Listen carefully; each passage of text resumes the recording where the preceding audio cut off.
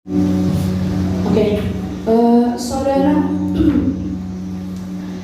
saya bersyukur sekali kepada Tuhan buat hari ini ya. Karena apa? Karena lagu-lagu yang akan saya nyanyikan itu ya sudah dinyanyikan ketika pujian penyembahan tadi. Saya percaya bahwa ada Roh Kudus di tengah-tengah kita, saudara.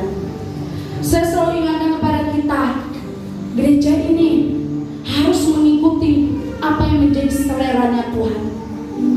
Ketika pujian penyembahan dari rumah, saya sudah mempersiapkan lagu yang pertama, saudara ya. Lagu yang pertama bahwa hidupku adalah penyembahan. Lalu saya itu ingin WA ke tim Praise and Worship, tolong siapkan lagu ini sebelum atau sesudah firman di mana Tuhan akan gerakkan saya. Dan saya bersyukur saya tidak jadi WA, saudara, malah justru saya mengingatkan penari untuk membawa kunci gereja. Dan saya percaya bahwa kalau semua ada di dalam cengkraman Roh Kudus, saudara, pasti akan connect satu dengan yang lainnya, akan serasi satu dengan yang lainnya, saudara ya.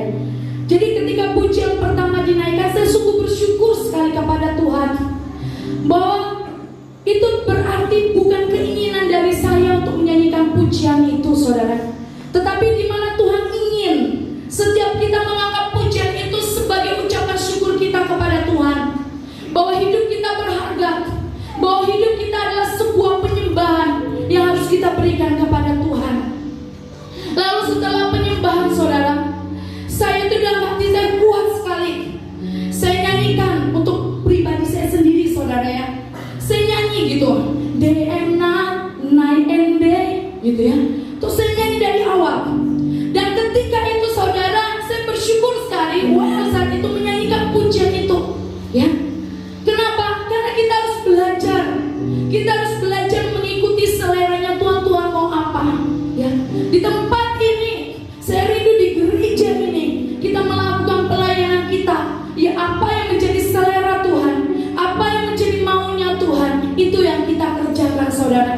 Sehingga kita tidak terjebak dengan yang namanya rutinitas rohani. Konsisten dan rutinitas itu berbeda, saudara. Tetapi biarlah kita tempat ini pelayan-pelayan Tuhan dan hamba-hamba Tuhan belajar mengerti apa isi hati Tuhan. Dan ketika saya melakukan aktivitas saya sehari-hari selama 1 minggu ini, saudara, saya tuh nyanyi kuat-kuat pujian tadi sebelum firman gitu. Cintamu membuatku bertahan. Ya, mungkin suami saya pasti dengar gitu. Saya bikin konsep sendiri di rumah. Saya nyanyi lagu itu selama 1 minggu ini, saya nggak tahu kenapa, saudara. Dan puji Tuhan, tadi ketika kita mengangkat pujian, menyanyikan lagu itu, saudara. Nah, sambil saya berdoa ketika pujian penyembahan tadi, Tuhan, silakan apa yang Engkau mau Engkau sampaikan bagi jemaat GAB Gunung Sion. Saya sudah menyiapkan ABC, tetapi apa hari ini yang Engkau mau siapkan, yang mau Engkau katakan, yang mau Engkau pesankan bagi jemaat GAB Gunung Sion? Saudara, sesuai dengan tema kita pada bulan ini, yaitu anugerah yang sempurna. Saya percaya saat ini, bulan Mei ini, Tuhan sedang membawa kita untuk menyadari betapa hidup kita itu berharga, saudara. Karena Allah lebih dahulu mengasihi kita. Ya, saya suka sekali dengan satu kalimat dari sang reformer, ya, Martin Luther, bukan Martin Abraham, saudara ya. Martin Luther untuk kali ini. Dia mengatakan bahwa Tuhan mengasihi kita bukan karena kita berharga, tetapi ketika Tuhan mengasihi kita, disitulah kita jadi berharga, ya. Jadi bukan karena kita itu berharga, hebat, kuat, pintar, cerdas, kaya atau apapun yang spesial dalam hidup kita, makanya Allah mengasihi kita. Enggak, saudara ya. Tetapi karena Allah mengasihi kita terlebih dahulu, itu yang membuat kita jauh lebih berharga, saudara. Hari Sabtu kemarin, saudara, saya merasakan sebuah lawatan Tuhan. Hari Sabtu kemarin ketika berdoa dari awal pujian itu saya sudah merasakan hadirat Tuhan dan lawatan Tuhan secara pribadi. Lalu ketika pujian penyembahan, ketika menyembah saudara, saya benar-benar merasakan Tuhan hadir. Tuhan ada di depan saya saudara. Tuhan ada di depan saya. Lalu ketika itu saudara, Tuhan katakan kepada saya dengan lembut. Dan sampai hari ini saudara, sampai detik ini saya masih ingat suara itu. Suara yang sangat lembut, suara yang penuh kasih, suara yang sangat menenteramkan saudara. Saya benar-benar merasakan. Dan Tuhan katakan di situ, "Nak, engkau berharga." Saudara, cuma satu kalimat itu membuat hati saya benar-benar hancur. Dalam artian apa saudara? Hancur bukan berarti saya itu jadi dilema ataupun jadi drop, enggak saudara. Artinya saya itu seperti dibawa ke peristiwa-peristiwa dahulu, ke kehidupan saya ini siapa, dengan segala kekurangan, dengan segala kelemahan, dengan segala latar belakang, dengan segala masa lalu. Dan Tuhan katakan satu kalimat, "Nak, engkau berharga." Di situ hati saya benar-benar dikerjakan saudara. Mungkin kita saat ini kita mengatakan aku berharga, atau pengkhotbah katakan saudara-saudara engkau berharga. Tetapi kita cuma sebatas pikiran aja saudara. Oke, aku berharga. Tetapi ketika Tuhan ngomong kayak gitu di dalam hati saya dengan kuat saudara, saya benar-benar merasakan lawatan yang dahsyat saat itu. Sampai ke dalam hati saya itu, saya mengeluarkan ucapan syukur. Siapakah saya ini Tuhan, sehingga kau katakan, "Nah, engkau berharga." Dan ketika Tuhan katakan, "Nah, engkau berharga," seketika itu saudara, saya melepaskan semua hak saya melepaskan semua keinginan saya yang A, B, C, semua keinginan saya, semua hak saya. Seketika itu saudara, saya melepaskan itu semua. Dan saya saat itu hanya ingin pribadi Yesus, hanya ingin Yesus, gak mau yang lain. Saudara, kalau gak sampai Tuhan melawat, kalau gak sampai Tuhan menyentuh hati kita, itu perasaannya gak sampai dalam saudara. Kita cuma bisa, oke Tuhan sekali Yesus, tetapi Yesus mengikuti Yesus sampai Maranatha. Tapi kalau gak sampai jamahan itu sampai ke dalam hati, getaran itu gak sampai kita rasakan saudara, itu sebenarnya sulit. Tetapi ketika kita ada di dalam cengkraman Roh Kudus, dilawat Roh Kudus, dan juga dijamah dengan kuat saudara, itu benar-benar merasakan yang namanya Tuhan, engkau satu-satunya, dan hanya engkau yang ku mau, hanya engkau Tuhan. Dan saat itu juga saudara, ketika saya melepaskan semuanya dan saya hanya ingin Yesus, di situ anugerah itu dicurahkan atas setiap kehidupan saya saudara. Dan saya merasakan sekali Tuhan itu seperti mendekap saya, memeluk saya, dan Dia katakan lagi, "Nah, engkau berharga." Dan saudara, ketika saya merenungkan sebuah lawatan yang saya dapatkan hari Sabtu kemarin, itu sebenarnya gak hanya berlaku untuk saya, tetapi sebenarnya itu adalah sebuah pesan, gak hanya untuk saya, tetapi untuk seluruh jemaat Gunung Sion, ya, untuk seluruh jemaat Gunung Sion, bahwa sebenarnya setiap kehidupan kita itu sangat berharga. Gak peduli latar belakang kita apa, gak peduli kita itu dari keluarga apa, gak peduli warna kulit kita apa, gak peduli saudara apa yang sudah kita kerjakan, dosa-dosa kita, gak peduli apapun yang membuat kita drop dan yang membuat kita merasa aku gak ada apa-apanya. Saudara, siapapun kita pada pagi hari ini, kita berharga di hadapan Tuhan. Kita diangkat menjadi anak-anak Tuhan. Kita berhak mendapat ahli waris kerajaan surga karena kita begitu berharga. Saya mau ingatkan hari ini saudara, jangan pernah sia-siakan anugerah itu. Jangan pernah sia-siakan cinta Tuhan. Jangan pernah sia-siakan sebuah lawatan pribadi dalam kehidupan kita. Mungkin hari ini kita merasakan jauh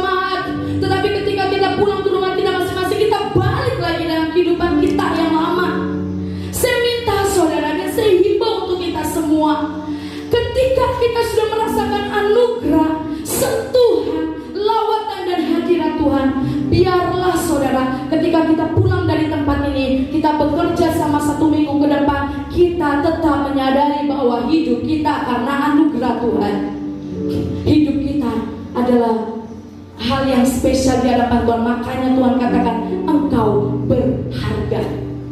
Saudara, ketika saya merenungkan anugerah yang sempurna, ketika saya merenungkan Tuhan, anugerah yang sempurna, tolong Tuhan, apa maksudnya? Ya, anugerah yang sempurna, saudara.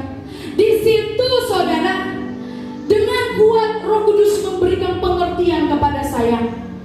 Kamu mau tahu anugerah yang sempurna itu apa?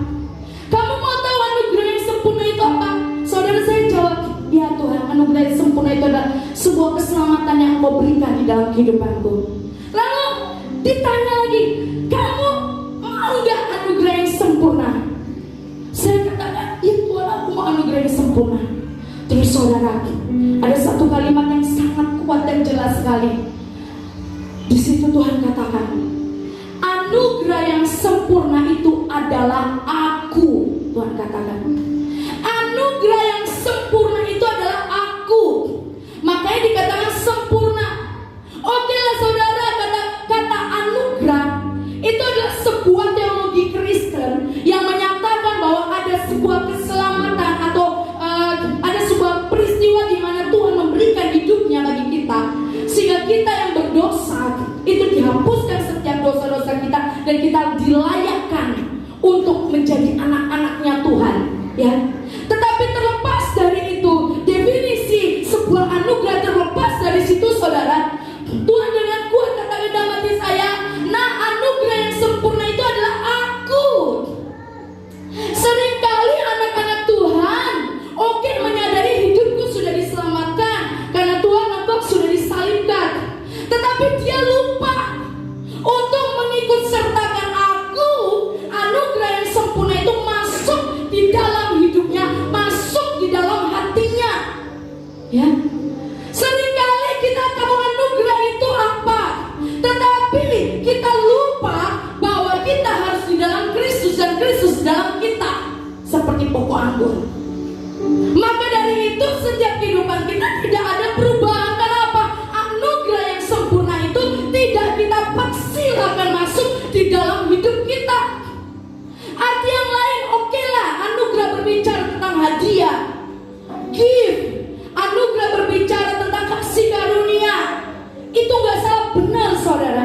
Tetapi ketika Tuhan katakan, nah anugerah yang sempurna itu aku, terkadang Tuhan lupa mengundang aku masuk di dalam hidupnya. Saudara, kita sudah dengar, ya mungkin di antara kita sudah dengar contoh di Alkitab adalah Zakheus, ya.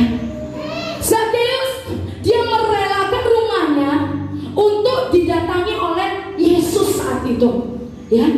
Kita melihat saudara, ada sebuah perubahan ketika seseorang itu mempersilakan Yesus masuk di dalam hatinya. Zakheus mengalami perubahan di dalam hidupnya, mengalami pembalikan, transformasi rohani, saudara, di dalam setiap kehidupannya. Kenapa?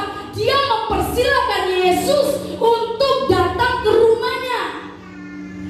Kita lihat lagi, saudara, selain Zakheus, Paulus kita tahu dia adalah orang yang sangat brutal terhadap orang Kristen saat itu, saudara. Dia membunuh orang-orang yang mengikut Yesus. Dia sangat tidak suka dan jijik dengan pengikut-pengikut Kristus, saudara. Tetapi ketika dia buka hati dan mau mengundang Yesus masuk di dalam hidupnya, dia terima anugerah itu dan dia bawa masuk di dalam hidupnya. Kita lihat Paulus, dia berubah, saudara.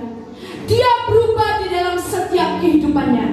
Zakheus dan Paulus mempersilakan Yesus, sang anugerah yang sempurna itu, masuk di dalam hidupnya dan terjadi perubahan, pembalikan di dalam hidup mereka. Saulus menjadi Paulus. Jadi saudara, Tuhan mau di bulan ini kita persilakan sang anugerah yang sempurna itu masuk di dalam rumah tangga kita, masuk di dalam pribadi kita, masuk di dalam pelayanan kita.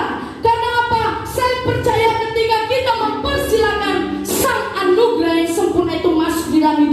saudara, berkat jasmani dan rohani menjadi bagian kita. Ya, terkadang kita lupa saudara, kita bersyukur. Ya, kita bersyukur. Terima kasih buat anugerah-Mu Tuhan. Terima kasih buat anugerah-Mu Tuhan. Apakah kita pernah berpikir lebih dalam bahwa anugerah yang sempurna itu adalah Yesus itu sendiri? Kalau kita mau mengalami perubahan, kalau kita mau mengalami yang namanya next level, kalau kita mau doa-doa kita terjawab, kalau kita mau mengalami keajaiban, kalau kita mau mengalami perubahan dalam kehidupan kita saudara, dan apapun yang terbaik, undang sang anugerah yang sempurna itu masuk dalam hidup kita saudara. Gak hanya di luar, tapi persilakan dia berkuasa penuh di dalam hidup kita. Saudara, Tuhan katakan kita berharga. Masa kita gak mau mempersilahkan anugerah yang sempurna itu masuk di dalam setiap kehidupan kita? Biarlah keselamatan yang sudah Tuhan berikan atas kehidupan kita, kita boleh menyadari bahwa hidup ini bukanlah main-main. Saudara, saya mau kasih tahu, di era saat ini atau di zaman ini saudara, kita divaksin ataupun tidak divaksin tetap akan mati. Kita kena COVID ataupun tidak kena COVID, kita pasti akan mati saudara. Karena apa? Kematian adalah sebuah kepastian. Kita tinggal nunggu giliran. Kenapa saya lihat anak-anak Tuhan begitu sibuk membicarakan yang vaksin tidak divaksin, yang sakit COVID itu berarti dia aib atau malu dan lain sebagainya, atau ya ketakutan demi ketakutan hanya karena virus yang sekecil itu saudara. Saya mau kasih tahu, karena COVID ataupun tidak, kita pasti akan mati saudara. Jangan sulit lagi keadaan dengan ketakutan yang kita buat sendiri. Tetapi saudara, yang harus kita kejar, yang harus kita ributkan istilahnya di antara kita yang harusnya kita sharingkan, kita bicarakan, bukan pembicaraan pro dan kontra saudara, tetapi bagaimana kita mempersiapkan manusia roh kita untuk kembali kepada Bapa. Ya, bukan kita mempersoalkan lu divaksin atau enggak. Sakit COVID ya, berarti kamu tuh gak dilindungi oleh Tuhan. Saudara, gak usah kita pusingin yang kayak gitu, gak perlu. Yang kita pusingin adalah bagaimana hidup kita, manusia roh kita udah siap belum kalau hari ini Tuhan panggil kita menghadap Tuhan, kita masuk surga apa neraka. Itu yang kita harus pikirkan saudara. Jangan kita sibuk mendandani apa yang kelihatan, mendandani apa yang tidak kekal. Tetapi baiklah kita mendandani manusia roh kita, ya. Karena kita hidup di dunia ini karena anugerah saudara, ya. Karena anugerah sehingga kita itu menjadi orang yang berharga di hadapan Tuhan. Nah, ketika kita sudah menerima anugerah itu, tapi hidup kita ugal-ugalan, hidup kita tidak berdiri, hidup kita tidak mau mengandalkan Tuhan, kita sombong rohani, sombong lain selain rohani, sombong juga tentang kehidupan kita, ya, dan lain-lainnya saudara. Itu kita sedang tidak mendandani manusia roh kita. Saya kasih tahu saudara, pagi hari ini, biar ketika kita pulang dari tempat ini, kita sadar bahwa kita sudah mengikut sertakan anugerah yang sempurna dalam hidup kita. Makanya kita mau hidup di dalam jalur kudusnya Tuhan, memperbaiki hidup kita, ya, mengkoreksi hidup kita. Apa yang gak baik aku tinggalkan, aku mau memilih untuk menjadi yang baik, ya. Jangan persoalkan hal-hal yang akhirnya tidak ada sebuah keputusan pro dan kontra tentang dunia ini saudara. Tetapi biarlah kita fokus untuk mendandani manusia roh kita, agar tiba waktunya nanti, ya, kita itu benar di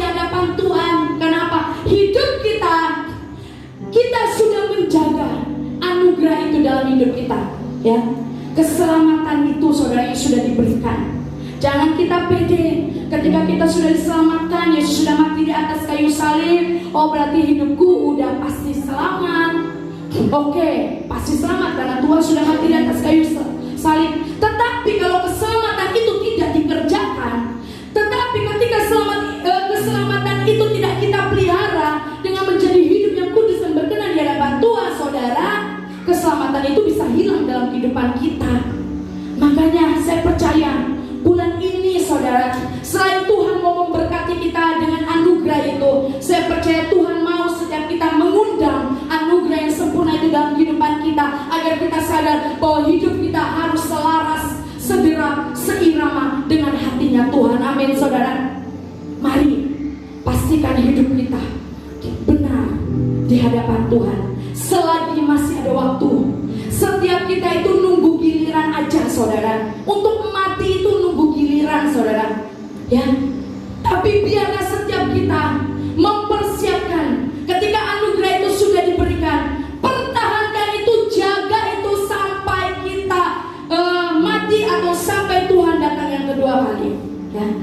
Bulan lalu saya sudah kasih tahu hidup yang gini nih adalah hidup yang berkarakter seperti Kristus. Tidak hanya kehidupan di atas mimbar di pelayanan, tetapi kehidupan kita sehari-hari. Apakah sampai hari ini kita sudah melaksanakan itu, saudara? Dan jangan sampai kita sendiri yang membuang anugerah itu dalam kehidupan kita. Karena apa? Kita masa bodoh dengan rencana Tuhan. Kita masa bodoh dengan pribadi Tuhan. Kita masa bodoh dengan manusia roh kita. Ya, manusia roh kita, saudara, harus dikasih asupan gizi. Manusia roh kita harus dikasih dan diperhatikan dengan baik, saudara. Karena manusia roh kita itulah yang akan mengalami yang namanya hidup kekal. Daging ini sementara, tetapi manusia roh kita itu akan mengalami hidup yang kekal. Maka dari itu, saudara, mari hari ini kita sama-sama mengundang anugerah yang sempurna itu berkuasa, berdaulat atas setiap kehidupan kita. Kita buka dalam 1 Korintus 15 ayatnya yang ke-10.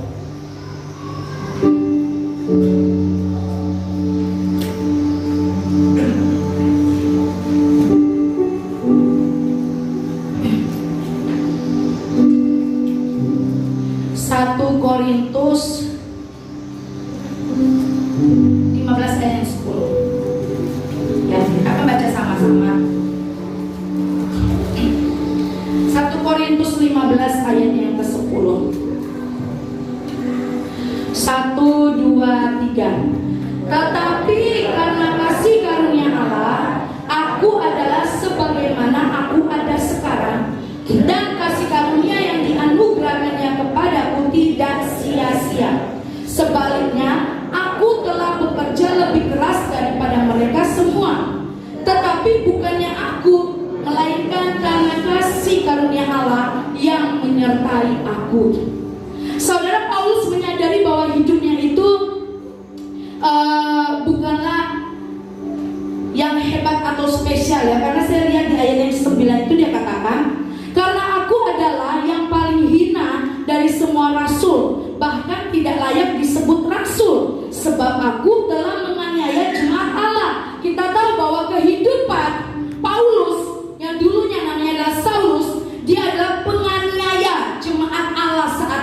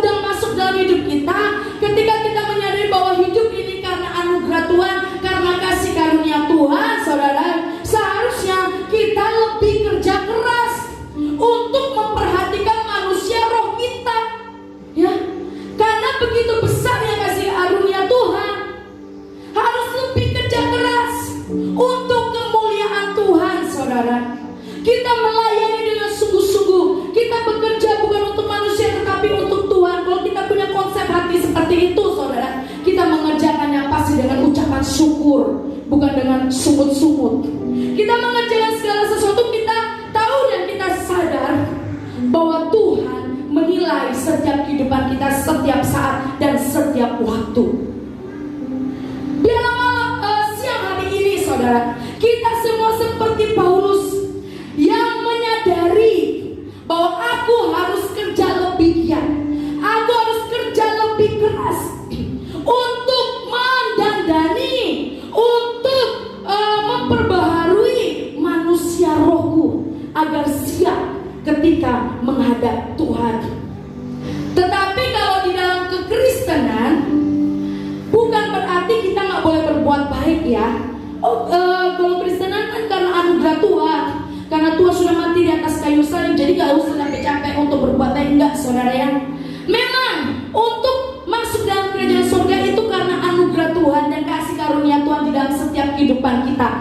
Bukan karena kuat kita mau kasih sebanyak apapun, kita mau sespesial apapun, istilahnya kita memberikan semua harta benda kita gitu ya.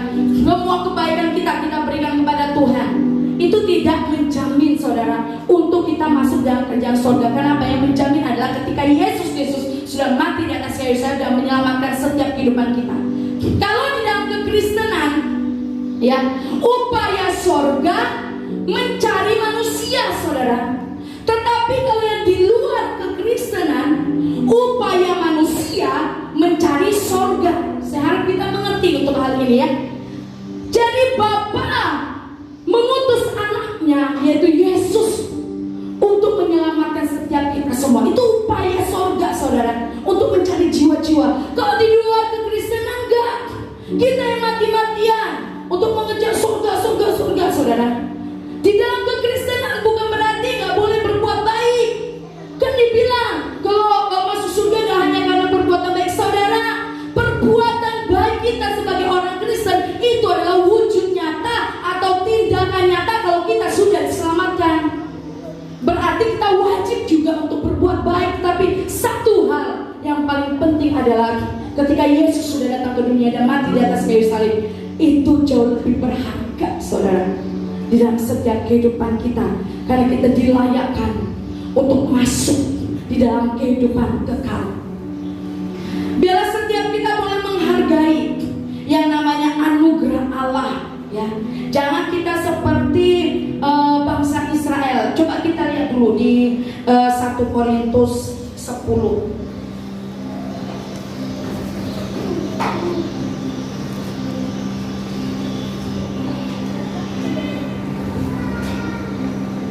1 Korintus 10 yaitu dari ayat 1 sampai ayat 11. Tapi saya tidak meminta untuk kita membacanya di rumah saja. Kalau kita ingin membacanya, di situ judul perikopnya adalah Israel sebagai suatu peringatan ya.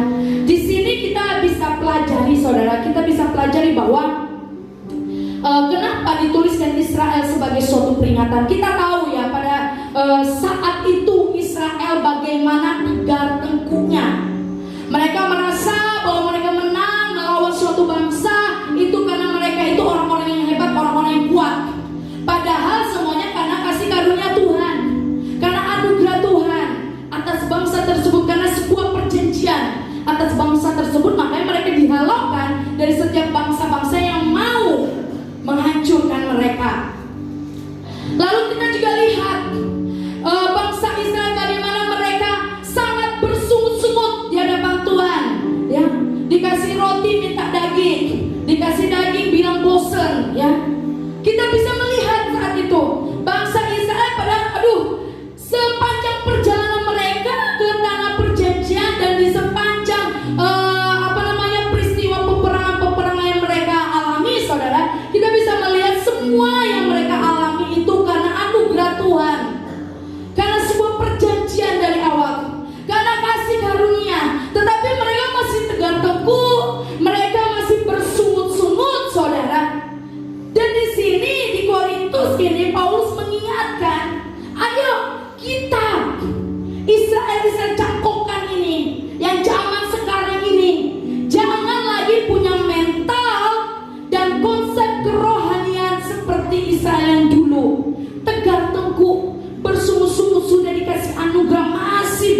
sungut. Saudara, kita sampai detik ini kita masih sehat, kita masih bisa ke gereja, kita masih bisa melihat anak kita bisa mengasihi istri dan suami kita masih ada uang untuk makan, kita masih ada bensin, kita masih bisa melakukan aktivitas kita. Saudara, kita harus menyadari kalau bukan Tuhan kita mungkin gak hidup hari ini ya. Mungkin kita saat ini pas-pasan, tapi percayalah ketika kita undang anugerah yang sempurna itu masuk dalam hidup kita, Tuhan akan pelihara kita sampai hari esok dan esok, saudara. Ya, anugerah yang sempurna itu ketika kita undang dalam hidup kita membuat kita tidak pernah takut untuk menjalani hidup kita. Karena apa? Karena ada Tuhan di setiap langkah kita. Lalu bagaimana kita menghargai anugerah Allah? Jangan seperti Israel yang tadi saya bilang. Yang pertama, saudara, kita harus hidup dalam perkenanan Allah. Itu di ayatnya yang kelima. Tetapi sungguh pun demikian, Allah tidak berkenan kepada bagian yang terbesar dari mereka karena mereka ditewaskan di padang gurun. Tetapi sungguh pun demikian, Allah tidak berkenan. Nah, saudara, untuk menghargai anugerah Tuhan yang sudah diberikan atas setiap kehidupan kita, saudara, kita harus hidup dalam perkenanan Allah. Ya, kita harus buat Allah berkenan di dalam kehidupan kita dengan selalu mengucap syukur, menghargai setiap pemberian Allah, tidak bersungut-sungut, saudara. Kalau kita melihatnya ke atas, kita bandingkan hidup kita yang di atas terus, orang yang berada level ekonomi yang di atas kita, saudara. Sampai detik ini kita tidak akan pernah bersyukur ya.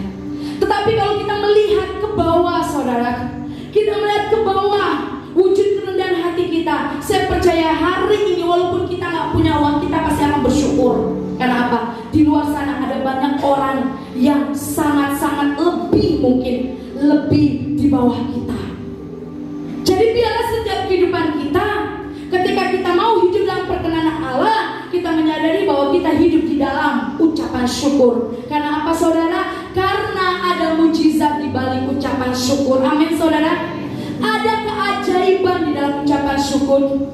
Ada sebuah perkenanan, ada sebuah pertolongan, ada sebuah pembelaan di balik ucapan syukur. Dan ucapan syukur itu adalah sebuah bau yang harum di hadapan Tuhan.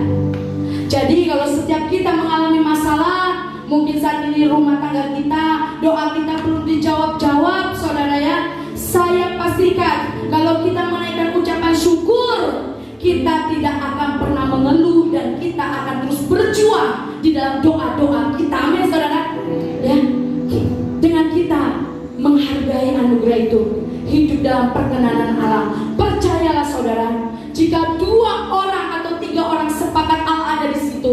Ketika kita bersatu dengan suami atau istri kita, ketika kita bersatu dengan anak-anak kita, kita berdoa nih untuk sebuah terobosan, kita berdoa untuk satu pokok doa ini, Tuhan. Saya percaya dengan kita menaikkan ucapan syukur, gak hanya nuntut Tuhan aku ini, tapi dengan ucapan syukur, thank you Jesus, pasti, saudara, mujizat itu tanpa kita sadari terjadi dalam hidup kita.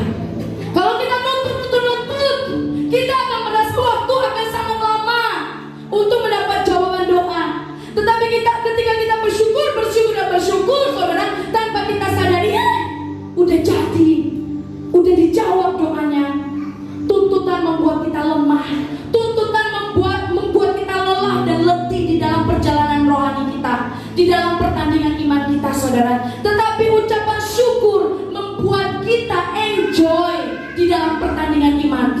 Ucapan syukur membuat kita enjoy menjalani kehidupan kita sehari-hari. Walaupun tantangan masalah tetap ada, saudara. Tetapi mari kita punya pemikiran kehidupan yang mau selalu bersyukur kepada Tuhan. Lalu yang kedua, bagaimana cara kita menghargai anugerah Allah, saudara? Harus hidup dengan keinginan yang suci atau keinginan yang kudus, atau hidup dalam kekudusan, ya. Harus hidup di dalam kekudusan. Karena Allah itu kudus, saudara. Kita pun anak-anaknya harus